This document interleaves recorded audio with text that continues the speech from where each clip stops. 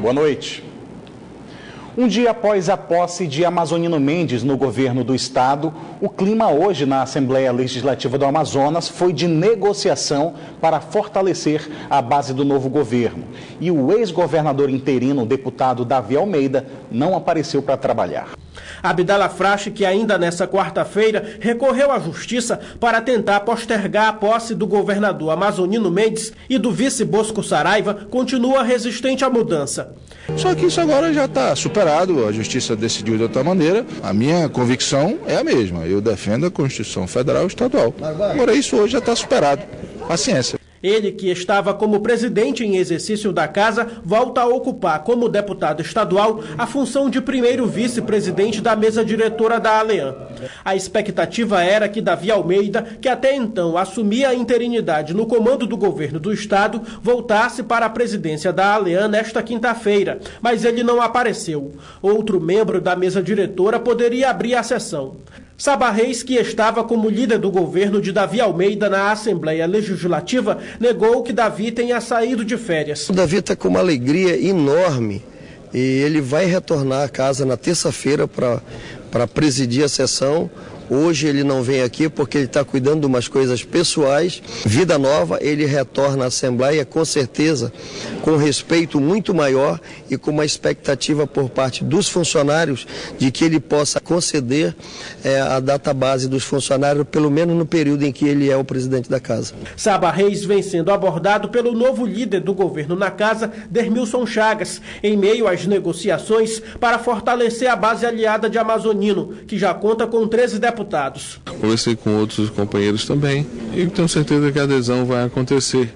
Isso é uma questão de tempo. Para esse cientista político, muita coisa ainda deve ser alinhada em relação à formação de alianças políticas. O Amazonino deve trabalhar na Assembleia Legislativa no sentido de conquistar os votos daqueles parlamentares que nesse momento estão fazendo oposição circunstanciais, mas uma proximidade da máquina pública, da máquina administrativa, do afago do governador, terá eles na base de apoio, porque eles também precisam do governo, assim como os amazoninos precisam deles na Assembleia Legislativa, votando favoravelmente ao governo.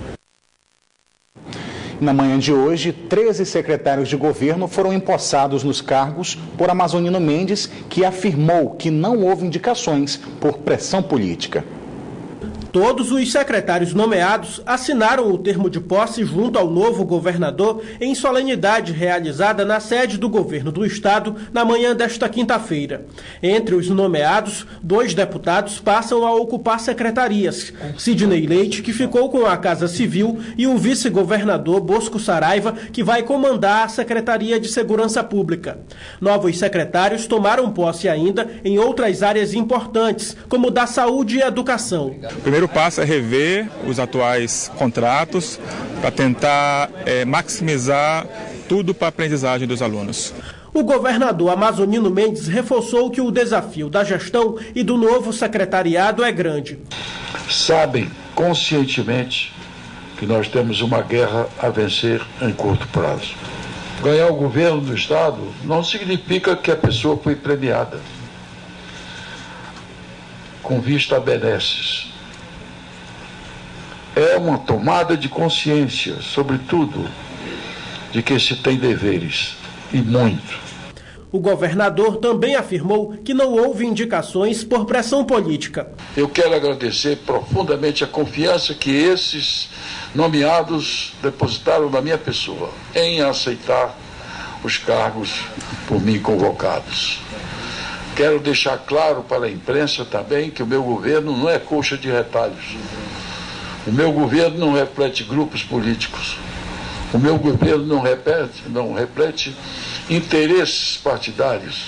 Para esse cientista político, o novo governador buscou o dinamismo no governo, reunindo pessoas experientes e outras novas. Se pode esperar muito do governador Amazonino Mendes, porque é um homem experiente, né? Um homem que sabe lidar com a máquina pública, tem envolvimento político amplo, tanto é que o secretário dele tem uma amplitude muito grande de nomes de vários partidos, e acima de tudo eu acho que ele, nesse primeiro momento, vai fazer uma reforma administrativa para poder enxugar a máquina em custo fixo, tirar os custos fixos, diminuir o custo fixo da administração para ter recursos para fazer investimento, porque nesse momento o governador, se pensa numa gestão boa, se pensa numa reeleição, ele terá que ter muitos recursos para fazer investimento, porque investimentos, na verdade, são obras, são realizações que a sociedade identifica e começa a avaliar de ponto de vista positivo o governo. Então, há uma possibilidade real de que faça uma boa gestão, até porque foi colocado ele aí na esperança de melhorar a situação do Estado. Esquemas de corrupção fizeram o Brasil mergulhar em uma das maiores crises políticas da história. E a sociedade, cansada de apanhar, cobra a transparência dos poderes legislativo, executivo e judiciário. Esse assunto foi tema de discussão nos últimos 2 dias aqui em Manaus. A transparência pública é algo bastante discutido no cenário político nacional. E esse assunto foi tema no encontro realizado pelo Conselho Nacional de Controle Interno, aqui em Manaus. A excelência na governança que trata diretamente sobre a integração dos sistemas de controle de gastos públicos. O controle interno é o teu anjo da guarda na gestão pública. E através da sua atuação é possível a gente eliminar desperdícios públicos, combater a corrupção, aumentar a transparência desses gastos e, inclusive, através dos órgãos de controle interno, também podemos e devemos fazer essa ponte com a interação do controle social. Durante 2 dias foram realizados debates e palestras com ministros da Controladoria Geral da União e Tribunal de Contas. Maria Silvia é ex-professora da USP e especialista em direito trabalhista. Ela falou sobre lei de licitação em contratos. O grande problema é que a licitação é hoje um dos maiores instrumentos de corrupção aqui no Brasil. Então é preciso alertar para a necessidade de mudar a lei, de melhorar o procedimento, para a gente tentar combater um pouco a corrupção. Representantes de órgãos de controles de países como Argentina, Paraguai, Uruguai e do Banco Mundial para a América Latina, além de acadêmicos, também participaram do debate. E é com fóruns como esse, que inclusive tem vários jovens aqui que são responsáveis pelo futuro desse nosso país, a gente está convocando para que eles também nos ajudem a atuar de uma melhor forma com o controle social fortalecido. O encontro encerrou nesta quinta-feira. O governador Amazonino Mendes tem demonstrado preocupação com o setor da saúde aqui no estado. Hoje pela manhã ele foi pessoalmente à sede da Suzam e disse que vai pedir auditoria dos contratos. Foi a primeira visita como novo governador em 2017 a um dos órgãos mais importantes da estrutura do governo. Na Secretaria de Estado de Saúde, o governador Amazonino Mendes discursou em uma sala lotada de servidores, onde pediu a contribuição deles e defendeu a valorização dos funcionários públicos estaduais. Acho que o servidor público, bem orientado, bem dirigido e respeitado, ele funciona muito bem. Isso nós já vimos, então está tudo bem. Isso faz parte da nossa ação. Isso estava previsto e estou muito feliz. A ida à Suzam foi um dos primeiros compromissos do novo governador no dia seguinte à posse. Durante visita aqui na Suzam, o governador Amazonino Mendes defendeu uma auditoria em contratos e prestações de serviços terceirizados pela Secretaria de Saúde aqui do estado. Nós temos que auditar todos, não escapa um. É preciso saber quem quer administrar, tem que fazer assim. Gasta-se muito e não se tem saúde. Então, é claro que isso tem que ser revisto. O Ministério Público Estadual investiga uma série de denúncias que expõem parte do descaso e mau atendimento à população em hospitais do estado, problema das filas e até superfaturamento em contrato de cirurgias eletivas. O novo secretário da Suzam, Francisco Deodato, também falou das primeiras providências que foram tomadas. A primeira medida é o que nós já começamos ontem, que é a identificação em loco. Nós estamos nas unidades, tomando as providências já imediatas daquelas situações que estão postas, onde nós estamos encontrando nas unidades. Primeiro, desabastecimento. A Secretaria de Saúde hoje tem 31% de abastecimento só.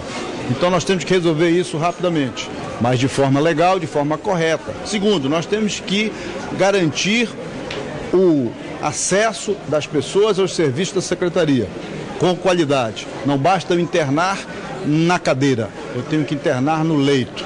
Não basta eu oferecer a internação num ambiente que não tem ar-condicionado.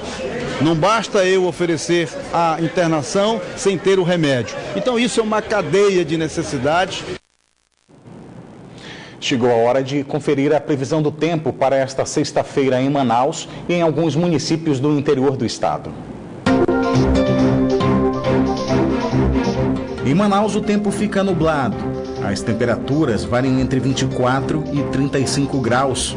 Em Caapiranga, a previsão é de tempo encoberto com chuva fraca, onde as temperaturas variam entre 25 e 31 graus. A mesma previsão para o município de Humaitá, onde as temperaturas variam entre 26 e 35 graus. E em Eirunepé, a previsão é de tempo nublado com muitas nuvens, mínima de 25 e a máxima de 34 graus. A nova política de preços da Petrobras tem feito o gás de cozinha sofrer aumentos constantes nos preços, tanto que donos de restaurantes também já pensam em reajustar o valor da alimentação. Uma botija de 13 quilos para 2 dias de uso. É assim aqui no restaurante da dona Etelvina. Ela ainda consegue comprar a botija na faixa dos R$60. Mas quando o preço do gás de cozinha apresentar alta, ela vai ter que avaliar se aumenta os preços de cada prato de comida vendido aqui. Primeiro a gente vai ter que fazer uma avaliação, né? Pra gente não perder já os clientes que a gente tem, né? Porque as coisas tá difícil, né? O salário do pessoal não aumenta e pra gente aumentar o prato de comida a gente tem que fazer uma avaliação, né? Esse economista afirma que isso é uma realidade, pois os empresários não pretendem perder lucro nas vendas. Ele é visto como um insumo da produção, ou seja, ele compõe o preço do prato.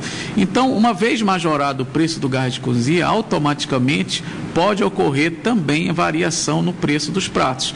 Esse anúncio de alta no preço do gás liquefeito de petróleo, em mais de 12% para o uso residencial e de 2,5% para distribuidoras destinadas a uso industrial, foi feito pela Petrobras há 2 semanas. Mas nos mercadinhos ainda é possível ver os preços normais, preços que não foram reajustados. Com o reajuste, esse valor de R$60 na botija de 13 quilos vai ficar R$10 mais caro, ou até mais, pois esse valor vai depender de cada revendedor. O reajuste no preço do gás não vai afetar somente os donos de restaurantes, mas toda a população. É que o aumento nas vendas de produtos necessários no dia a dia do cidadão, como o gás de cozinha, não acompanha o salário do consumidor. Qualquer tipo de aumento, principalmente de um item que é essencial, que é o gás de cozinha, acaba afetando a estrutura financeira de uma família, principalmente aquela família que tem o seu rendimento contado, já está todo dividido ali com seus gastos. Vem esse tipo de aumento, ele acaba deixando de comprar uma outra coisa ou diminuindo o consumo de algum item para poder suprir esse aumento. Eu acho que prejudica todo mundo, né, mana? Não só a mim, como todas as pessoas que trabalham nesse ramo, prejudica. Ligações feitas a partir de orelhões no Amazonas para outro telefone fixo de qualquer lugar do Brasil não são mais cobradas desde o início do mês de outubro. A decisão foi tomada pela Anatel depois que a operadora não conseguiu atingir o patamar mínimo de disponibilidade do serviço aqui no estado. Com o crescimento no uso de celulares e smartphones, os telefones públicos perderam espaço entre os amazonenses. Não, por aqui eu não vejo mais ninguém usar. Só telefone celular mesmo. Mesmo com a mudança de hábito, o serviço deveria continuar sendo oferecido nos quase 15 mil orelhões espalhados nos 62 municípios do Amazonas. O problema é que é difícil encontrar um orelhão por perto e quando a gente encontra, na maioria das vezes ele está desse jeito, sem funcionamento. E para punir a operadora que é responsável pela manutenção dos orelhões, a Anatel determinou que as ligações locais e nacionais de longa distância devem ser feitas de graça nesse tipo de aparelho, mas apenas nos que estejam funcionando. O orelhão, ao pegar o fone do gancho e tiver o tom de descarga, você vai conseguir fazer a ligação para um outro telefone fixo, tanto local como longa distância. A gratuidade do serviço começou a valer no dia 1º de outubro, mas rodamos por vários bairros de Manaus para saber a quantidade de orelhões que existem e se de fato funcionam. No bairro Cachoeirinha falta orelhões para atender a população. Já na Avenida Lores Cordovil, no bairro Alvorada, até que tem aparelhos, mas de 10 que avistamos, apenas 2 estavam funcionando. Esculhambado desse jeito, né, quebrado, não tem nem como. A prestadora recupera aquele orelhão e deixa disponível para a população. Por meio de nota, a Oi informa que cumprirá a determinação da Anatel e a operadora afirma ainda que possui cerca de 15 mil telefones de uso público instalados no Amazonas, sendo 7.600 em Manaus, e que no primeiro semestre de 2017 foram danificados por atos de vandalismo, em média, mensalmente 4% dos orelhões instalados no estado. A Oi esclarece também que mantém um programa permanente de manutenção de seus telefones públicos e o serviço de reparo pode ser solicitado por meio do telefone 103 131. 103 131. A solicitação pode ser feita por consumidores e por entidades públicas. Uma reunião marcou a despedida de Robério Braga, da Secretaria de Cultura do Amazonas, após mais de 20 anos à frente da pasta. No encontro, Robério Braga apresentou oficialmente Denilson Novo como seu substituto e mostrou o funcionamento da SEC para o novo secretário. Durante 20 anos, Robério Braga esteve à frente da Secretaria Estadual de Cultura e conhece como ninguém a estrutura da pasta. Hoje, o ex-secretário reuniu os funcionários da SEC para apresentar oficialmente Denilson Novo, que passa a comandar a pasta. Eu não poderia transferir o cargo de uma maneira simples, sair por uma porta, cumprimentar o novo secretário. Era preciso mostrar para ele todas as ações que estão em curso, todas as questões, todas as edificações, todos os equipamentos culturais, os programas, os projetos, as questões financeiras, os recursos econômicos e apresentar a equipe principal. Robério Braga tratou o encontro de hoje como despedida e destacou alguns legados que deixa em sua gestão. Mencionou o espetáculo glorioso realizado na noite de Natal, o Festival de Cinema e o Festival de Ópera. E desejar muito sucesso à equipe que está entrando. Dizer que nós estaremos firmes para aplaudir, para acompanhar, para incentivar, para ajudar na torcida, porque vai continuar dando certo. O Amazonas merece. Denilson Novo, que já assumiu a Secretaria de Cultura, deve convocar a imprensa na semana que vem para falar de como recebeu a pasta. A disputa por divulgação publicitária em espaços públicos de Manaus tem sido um problema para a prefeitura. Essa prática, que deixa a cidade poluída visualmente, é proibida. Só no primeiro semestre deste ano, o Implurb registrou 530 materiais de divulgação irregulares. A multa pode chegar a R$ 7.000. Basta andar pelas ruas da cidade que nos deparamos com anúncios publicitários para todo lado. Estão em muros, postes de iluminação, fachadas de casa e empresas. E esse tipo de propaganda pode prejudicar os estabelecimentos, impedindo a visibilidade. Um investimento de baixo custo que provoca uma descontrolada poluição visual. No ano passado, uma operação do Instituto Municipal de Planejamento Urbano apreendeu 781 materiais, entre faixas, placas e banners irregulares instalados na capital. 530 só no primeiro semestre deste ano. Tem de tudo, desde conserto a vendas e serviços. Segundo o Implurb, o objetivo é reduzir a poluição urbana da cidade. Apesar das blitz, o órgão tem tido dificuldade para controlar essa prática. É difícil a partir do momento que a população e principalmente quem pratica isso não tem consciência do nosso plano diretor, não tem consciência do nosso código de postura que determina a diretriz para que isso ocorra de forma legal. Mas não é o suficiente. Olha só as grades de proteção deste garapé aqui no Coroado.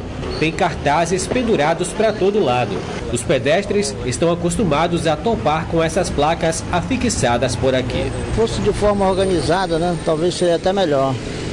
Da forma que estão aí, inclusive eles estão até sujando, né? E dando uma mau aparência. Não fica uma coisa organizada, né? Já que é irregular, né? Mas todo mundo tem que divulgar o seu trabalho também, né? Independente de qualquer situação. Na rua, vários cavaletes em frente aos estabelecimentos, prejudicando a mobilidade urbana. Fixar qualquer tipo de placa é proibido. Precisa de no mínimo 1,5 metro de passeio livre. Em caso de descumprimento, o material é recolhido e aplicada multa de até R$7 mil. Mas os licenciamentos de engenhos possíveis de regularização são feitos pela Gerência de Engenhos Publicitários no órgão. Nós temos a gerência de engenho publicitário, na qual nós podemos procurar e fazer a autorização de forma correta, de forma legal, para que você não instale essa propaganda em local irregular e seja apreendido pelo Implube. Por isso, a gente recomenda à população de Manaus que procure a orientação do nosso instituto e venha até aqui. E nos ajude também denunciando através do Disque Ordem 161, para que nós possamos agir de forma imediata e coibir esse tipo de prática. O Instituto da Mulher Dona Lindu iniciou hoje as campanhas do Outubro Rosa, que tem o objetivo de levar a prevenção por meio do diagnóstico precoce do câncer de mama e de colo do útero. Palestras motivacionais para levar autoestima e conscientização às mulheres. Essa campanha é um alerta. É para chamar a atenção da mulher para se prevenir, fazendo sua mamografia, se ela tem acima de 40 anos, o autoexame, que é muito importante. Aqui, elas aprendem a importância do diagnóstico precoce do câncer de mama e colo de útero, independente da idade. Ela deve se prevenir a partir dos 35 anos. Claro, existem casos raros antes dessa idade, mas nessa faixa de idade, geralmente começam a aparecer os problemas na mama, mas aos 40 anos a mulher começa a se cuidar. Segundo a diretora do Centro de Integração Amigas da Mama, 10% dos casos de câncer ocorrem por fatores hereditários. Uma maneira de reduzir o aparecimento da doença é levar uma vida mais saudável. Sempre falamos que você tem que ter uma boa alimentação, né? Tem que praticar atividade física, não fumar, não ingerir bebida alcoólica, né, que tudo isso faz com que realmente é um dos fatores que pode ocasionar o câncer de mama. O câncer é a segunda causa de morte no mundo. Estimativa do Instituto Nacional do Câncer, o INCA, aponta a ocorrência de cerca de 600 mil casos novos de câncer no Brasil em 2016 e 2017. 58 mil casos são de tumores na mama em mulheres. A primeira dica para a prevenção e diagnóstico precoce é que as mulheres pratiquem o autoexame como forma de conhecimento do corpo. É importante que a mulher, 10 dias após sua menstruação, ao tomar banho, ela se toque, não é? Ela comece desde a axila, venha deslizando com sabonete, tocando sua mama, observe em frente do espelho as alterações. O Band Cidade fica por aqui, mas continua na internet, onde você pode acompanhar outras notícias nas redes sociais, Facebook e Twitter da Band Amazonas. Para rever nossas reportagens, acesse o canal da Band Amazonas no site youtube.com. Você também pode enviar sua sugestão de reportagem para o nosso WhatsApp. O número é o 99205-1478. Fique agora com o horário eleitoral e em seguida tem as principais notícias do dia no Brasil e no mundo com o Jornal da Band. Uma boa noite para você e até amanhã.